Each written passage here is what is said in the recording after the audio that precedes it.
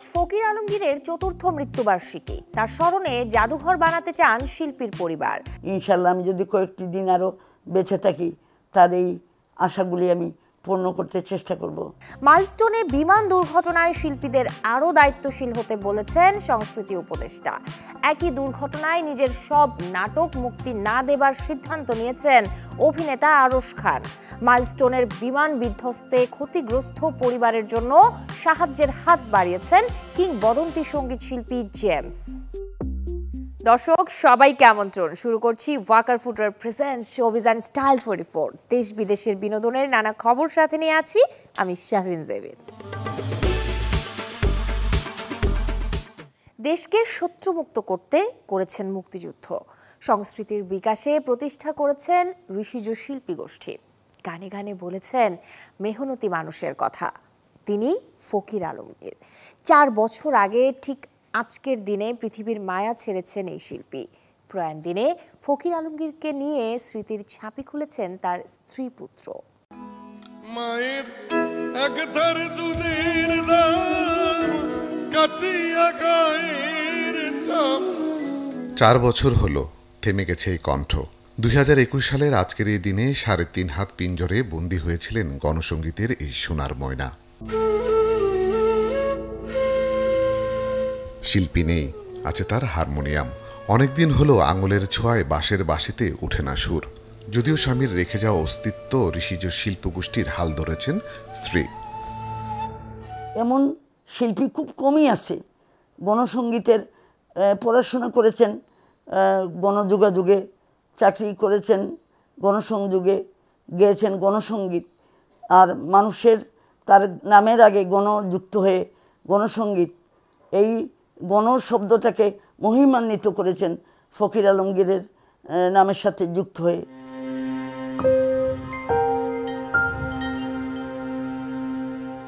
4 যুগের ভালোবাসা যেন এক গল্প। তার শুরুটা আজও প্রয়াত শিল্পীর স্ত্রীর স্মৃতিপটে জল জ্বলে। চোখের কোণে জল নিয়ে শোনালেন সেই গল্প।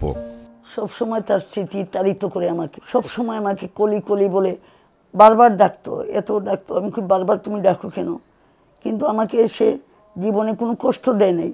এই 44টি বৎসর আমি তার সাথে একত্রে জীবনে সময় কাটিয়েছি।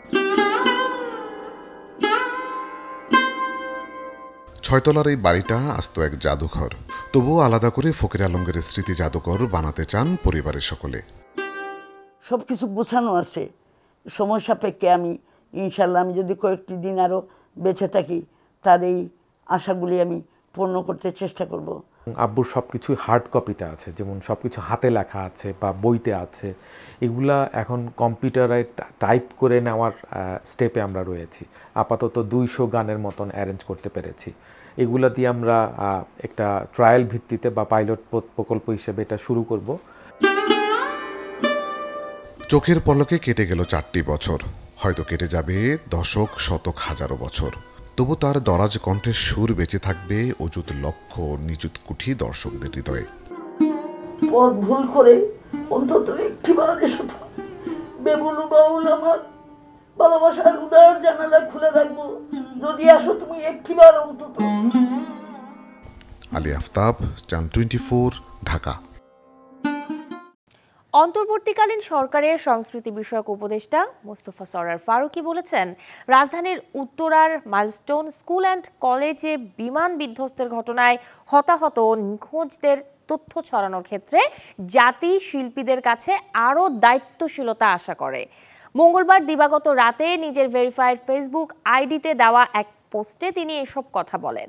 ফেসবুক পোস্টে মোস্তফা সরয়ার ফারুকী লেখেন, আমাদের বেশ কয়েকজন বিখ্যাত অভিনেত্রী, অভিনেতা, পরিচালক গত 3 ঘন্টায় তাদের প্রোফাইল থেকে একটা ভুল তথ্য পোস্ট করেছেন, যার হেডিং মাইলস্টোনের উপর বিমান বিধ্বস্তের ঘটনায় যাদের পাওয়া যাচ্ছে না তার মধ্যে একজনের পোস্ট 1300 বারের বেশি শেয়ার হয়েছে। তিনি এটা ডিলিট করেছেন একটু আগে। পোস্টের শেষে সংস্কৃতি বিষয়ক উপদেষ্টা লেখেন, মাইলস্টোনের ক্লাসে কারা ছিল, কারা প্রাণ হারিয়েছে, কারা চিকিৎসাধীন, এসবই তো রেকর্ডেড। সুতরাং দয়া করে ভুয়া হেডলাইন দেওয়া লেখা শেয়ার করে মানুষকে আরও ট্রমাটাইজড করবেন না। জাতি শিল্পীদের কাছে আরেকটু দায়িত্বশীলতা আশা করে। মাইলস্টোন স্কুল অ্যান্ড কলেজে বিমান দুর্ঘটনায় শোকাহত গোটা দেশ। দেশের এমন হৃদয় বিদারক ঘটনায় পরিচালক প্রযোজকদের প্রতি নিজের নাটক মুক্তি না দিতে অনুরোধ জানিয়েছেন অভিনেতা আরশ খান। সোমবার রাতে এক ফেসবুক স্ট্যাটাসে এই অভিনেতা লিখেন, সাধারণ জনগণের মানসিক অবস্থা এই মুহূর্তে ঠিক নেই। চোখ বন্ধ করলে বাচ্চাগুলোর আর্তনাদ ভাসে। এমন অবস্থায় আগামী 7 দিনের জন্য আমার সব নাটক রিলিজ থেকে বিরত রাখার অনুরোধ করছি। শুধু আরশ খান নয়, শিক্ষার্থীদের মর্মান্তিক হতাহতের ঘটনায় সোশ্যাল মিডিয়ায় শোক প্রকাশ করছেন শোবিজের অনেক তারকারাও। এদিকে মাইলস্টোন স্কুল অ্যান্ড কলেজে মর্মান্তিক বিমান দুর্ঘটনায় সাহায্যের হাত বাড়িয়ে দিয়েছেন বাংলাদেশের জনপ্রিয় ব্যান্ড দল নগর বাউল। আগামী 25 জুলাই ফিলাডেলফিয়াতে অনুষ্ঠিত হতে যাওয়া কনসার্ট থেকে আয়ের একটি অংশ দেওয়া হবে মাইলস্টোনে বিমান দুর্ঘটনায় নিহত ও ক্ষতিগ্রস্ত শিক্ষার্থীদের। গতকাল এই কনসার্টের আয়োজকদের পক্ষ থেকে ফেসবুকে একটি পোস্টের মাধ্যমে জানানো হয়, ঢাকার মর্মান্তিক বিমান দুর্ঘটনায় নিহতদের প্রাণহানি এবং ক্ষতিগ্রস্ত শিক্ষার্থীদের জন্য আমাদের হৃদয় ভেঙে যাচ্ছে। এই শোকের মুহূর্তে আমরা আমাদের দেশের মানুষদের পাশে আছি। সহমর্মিতার নিদর্শন হিসেবে Nagar Baul James live in Philadelphia কনসার্টের টিকিট বিক্রির একটি অংশ সরাসরি এই দুর্ঘটনায় ক্ষতিগ্রস্ত শিক্ষার্থীদের সহায়তায় ব্যয় করা হবে। আসুন আমরা এক হই, শুধু সঙ্গীতের জন্য নয়, আরোগ্যের জন্য, ঐক্যের জন্য এবং সেই ভবিষ্যতের জন্য যারা আজ আমাদের সবচেয়ে বেশি প্রয়োজন। নগর বাউল জেমস বর্তমানে যুক্তরাষ্ট্রে আছেন, সেখানে এরই মধ্যে বেশ কিছু কনসার্টে অংশ নিয়েছেন। সামনেই রয়েছে আরও বেশ কিছু কনসার্ট। দেশীয় বাংলা সিনেমার গানে নতুন রেকর্ড করেছে সাকিব মিমির দুষ্টু কোকিল। 1 বছরে 2 চ্যানেল মিলিয়ে ইউটিউবে এই গানটি দর্শক ভিউ পেয়েছে 50 কোটি। যে গানে কণ্ঠ দিয়েছেন বাংলাদেশি শিল্পী দিলশাদ নাহার কণা এবং কলকাতার সঙ্গীত শিল্পী আকাশ সেন। এরই মাঝে চরকির ইউটিউব চ্যানেলে গানটির দর্শক ভিউ 34,99,48,000-এর বেশি। SVF ইউটিউব চ্যানেলে ছাড়িয়েছে 15,09,00,000 ভিউ। গেল বছর পবিত্র ঈদুল আজহায় মুক্তি পায় রায়হান রাফি পরিচালিত সিনেমা তুফান। সেই বছরের 20 জুন অফিসিয়ালি 2টি ইউটিউব চ্যানেলে মুক্তি পায় এই ছবির গান দুষ্টু কোকিল। নিজ ঘরে দীর্ঘদিন যাবৎ নিপীড়নের শিকার হচ্ছেন বলিউড অভিনেত্রী তনুশ্রী দত্ত।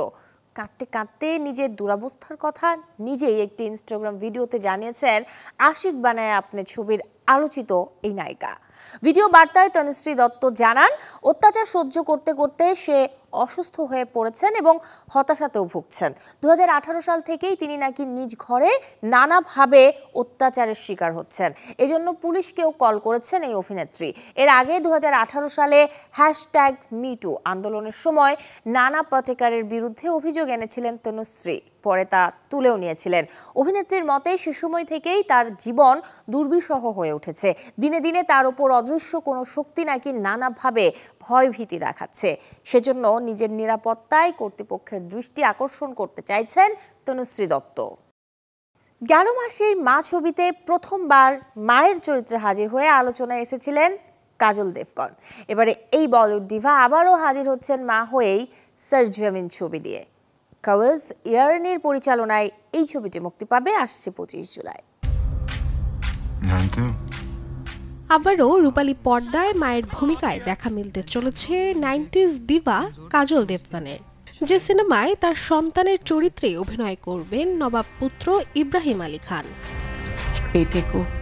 দর্শক, বলছি সিনেমা সরজমিনের কথা। কাওয়াজ ইরানির পরিচালনায় সিনেমার গল্প এগিয়েছে ভারতের উত্তপ্ত সীমান্ত কাশ্মীরকে ঘিরে, যেখানে দায়িত্ব, সম্পর্ক এবং পরিচয়ের সীমানা ক্রমেই অস্পষ্ট হয়ে ওঠে। ছবিতে কাজল ও ইব্রাহিমের পাশাপাশি মুখ্য চরিত্রে আরও দেখা যাবে পৃথ্বীরাজ সুকুমারনকে, যিনি অভিনয় করেছেন এক সাহসী সেনা কর্মকর্তার চরিত্রে, যে কিনা প্রতিনিয়ত লড়েছেন দেশের জন্য, আবার একান্তভাবে নিজের পরিবারের জন্য। তবে ছবির সবচেয়ে রহস্যময় চরিত্র নিয়ে থাকছেন ইব্রাহিম আলী খান। এক ছায়াবৃত অতীতের অধিকারী এই তরুণের উপস্থিতি ধীরে ধীরে উন্মোচন করে এক অন্যতর দ্বন্দ্ব, যেখানে প্রশ্ন উঠে যায় আসল শত্রুকে আর পরিচয়ের বাস্তবতা কোথায়। আর এসব প্রশ্নেরই উত্তর মিলবে চলতি মাসের 25 তারিখ, কারণ প্রেক্ষাগৃহে এই দিনে মুক্তি পেতে যাচ্ছে সিনেমাটি। Desk report, channel 24। চলে গেলেন গডফাদার অব হেভি মেটাল খ্যাত ব্ল্যাক সাবাথ ব্যান্ডের কিংবদন্তি গায়ক ওজি অসবর্ন। মঙ্গলবার রাতে যুক্তরাজ্যের বার্মিংহামে তার মৃত্যু হয়। মৃত্যুকালে শিল্পীর বয়স হয়েছিল 76 বছর। ওজি অসবর্নের মৃত্যুর কারণ স্পষ্টভাবে এখনো কিছুই জানানো হয়নি, তবে বেশ কয়েক বছর ধরে তিনি নানাভাবে শারীরিক জটিলতায় ভুগছিলেন। মাত্র 3 সপ্তাহ আগেই নিজ শহর বার্মিংহামে জীবনের শেষ কনসার্টে গান করেন প্রিন্স অব ডার্কনেস নামে পরিচিত অসবর্ন। ওজি অসবর্নের পুরো নাম জন মাইকেল অসবর্ন। জন্ম 1948 সালে ইংল্যান্ডের বার্মিংহামে। 1970-এর দশকে হেভি মেটাল ব্যান্ড ব্ল্যাক সাবাথের ফ্রন্টম্যান হিসেবে সঙ্গীত ক্যারিয়ার শুরু করেন। তার গাওয়া প্যারানয়েড, ওয়ার পিগস এবং সাবাথ ব্লাডি সাবাথ এর মতো গানগুলো রাতারাতি বিশ্বজুড়ে এনে দেয় জনপ্রিয়তা। দর্শক, এতক্ষণ ছিলাম বিনোদনের নানা খবরে। এবারে জীবনযাপনের গল্প দেখব, লাইফস্টাইলের কিছু আপডেট। রুচিশীলতার প্রকাশে ঘর জুড়ে শোভা পায় বাঁশ ও বেতের তৈরি আসবাব বা নানা ক্রাফট, যেগুলো নিখুঁত হাতে তৈরি করছেন প্রান্তিক ও সুবিধাবঞ্চিত নারী এবং প্রতিবন্ধী শিশুরা। এতে শৌখিনরা যেমন পাচ্ছেন নিত্য নতুন ফার্নিচার বা ঘর সাজানোর অনুষঙ্গ, তেমনি নারী ও শিশুরাও পাচ্ছেন আয়ের সুযোগ।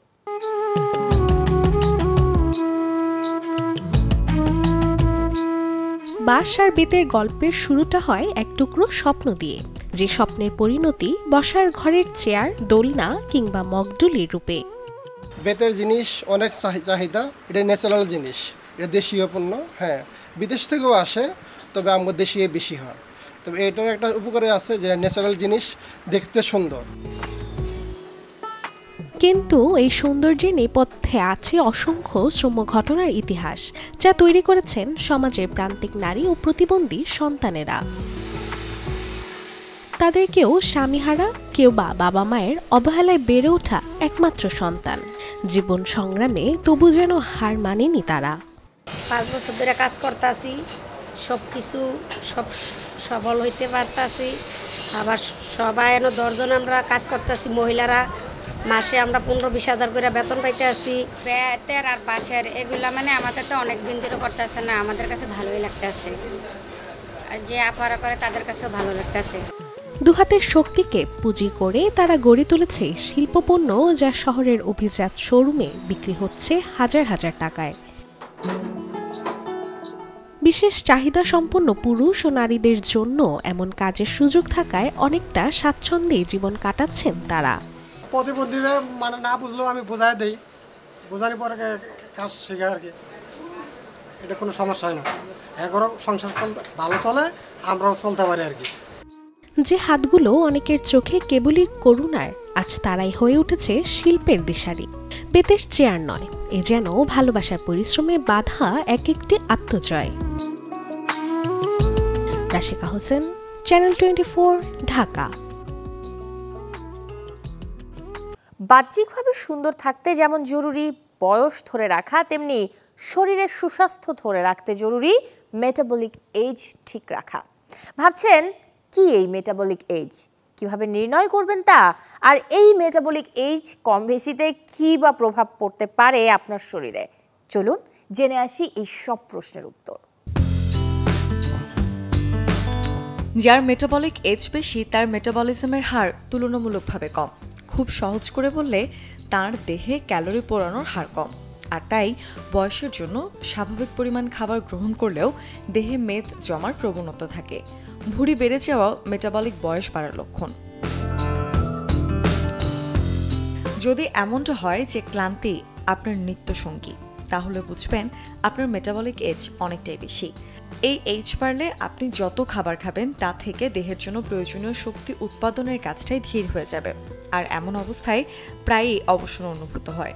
কাজকর্মে হারায় স্বাভাবিক উদ্যম। দৈনন্দিন জীবনযাত্রায় ক্রমাগত বাড়ছে মানসিক চাপ, আর এই চাপে মেটাবলিজম বাধাগ্রস্ত হয়। চাপের সাথে সম্পর্কিত হরমোনের মাত্রা বাড়তে থাকে দেহে। তাই আপনি যদি খুব বেশি মানসিক চাপ অনুভব করেন, ধরে নিতে পারেন আপনার মেটাবলিক এজ অনেকটাই বেশি।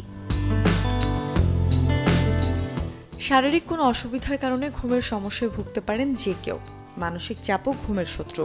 যে কোনো কারণে আপনি যদি প্রায়ই ঘুমের সমস্যায় ভোগেন, তাহলে আপনার মেটাবলিজম ধীর হয়ে আসবে। তাই প্রায়ই ঘুমের সমস্যা হলে বুঝতে হবে আপনার মেটাবলিক এজ বেড়ে যাচ্ছে।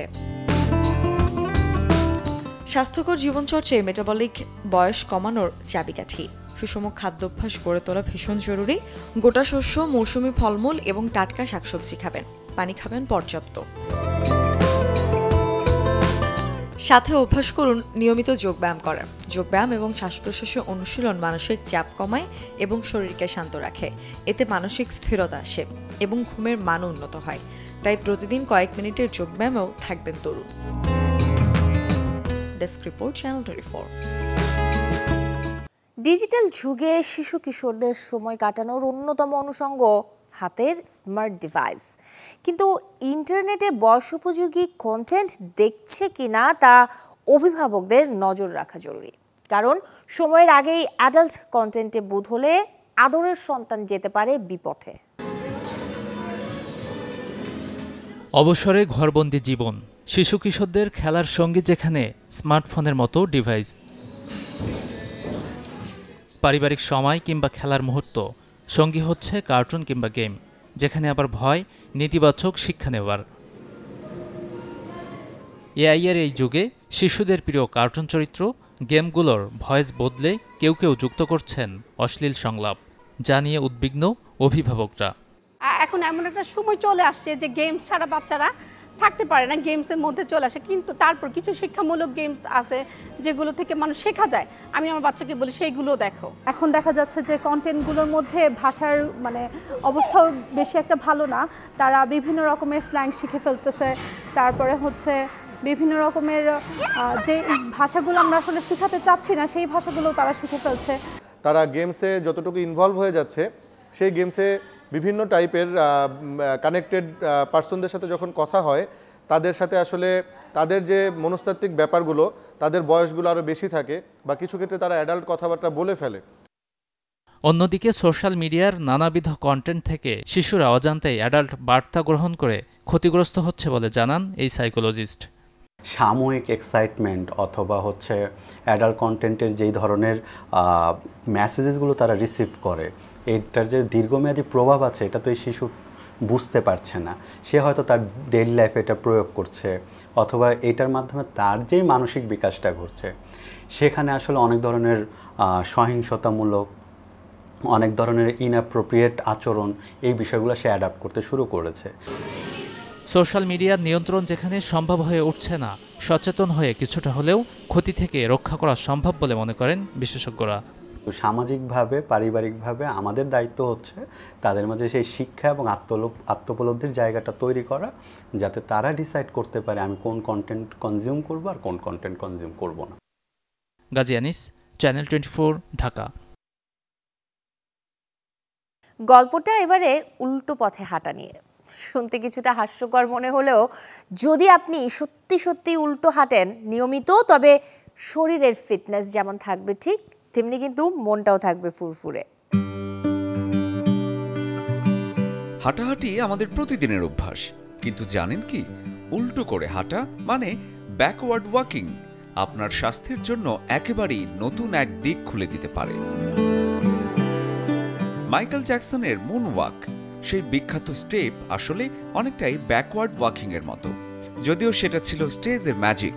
বিজ্ঞানীরা বলছেন বাস্তব জীবনে এই ব্যাকওয়ার্ড ওয়াকিং শরীরের জন্য আশ্চর্য রকমের উপকারী। উল্টো করে হাঁটলে পায়ের পেশিগুলো নতুনভাবে কাজ করে, হাঁটুর চারপাশের চাপ কমে, পায়ের ভারসাম্য বাড়ে, মেজাজ ভালো রাখে ও স্ট্রেস কমায়। মেরুদণ্ড সোজা রাখতে সাহায্যের পাশাপাশি হাঁটুর পুরনো ব্যথা কমাতে এই ব্যাকওয়ার্ড ওয়াকিং হতে পারে দারুণ এক ব্যায়াম। শুধু তাই নয়, উল্টো করে হাঁটলে মস্তিষ্কও নতুনভাবে সচল হয়, কারণ আপনাকে প্রতি মুহূর্তে মনোযোগ দিতে হয়, যা স্মৃতিশক্তি ও ফোকাস বাড়াতে সাহায্য করে। 100 পা পেছনের দিকে হাঁটা 1000 পা সামনের দিকে হাঁটার সমান। চিকিৎসা বিজ্ঞান বলছে সপ্তাহে অন্তত 3 দিন প্রতিদিন মাত্র 10 থেকে 15 মিনিট উল্টো করে হাঁটলে শরীরে আসবে কিছু দৃশ্যমান পরিবর্তন। প্রথম দিকে সমতল জায়গায় শুরু করুন, প্রয়োজনে বন্ধুর সাহায্য নিন। তবে উল্টো করে হাঁটার সময় পেছনে নজর রাখতে ভুলবেন না।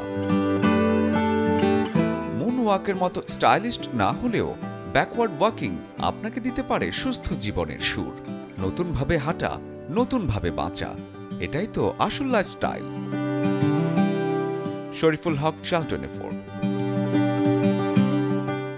এই ছিল আজকের Walker footwear presents showbiz and style 24 এর আয়োজনে। বিনোদন ও লাইফস্টাইলের সব খবর জানতে ভিজিট করুন আমাদের ফেসবুক পেজ এবং ইউটিউব চ্যানেলে। কাল ঠিক একই সময়ে আবারও দেখা হবে। সেই পর্যন্ত সবাই ভালো থাকুন, সুস্থ থাকুন, আর দর্শক অবশ্যই চ্যানেল 24 এর সাথেই থাকুন।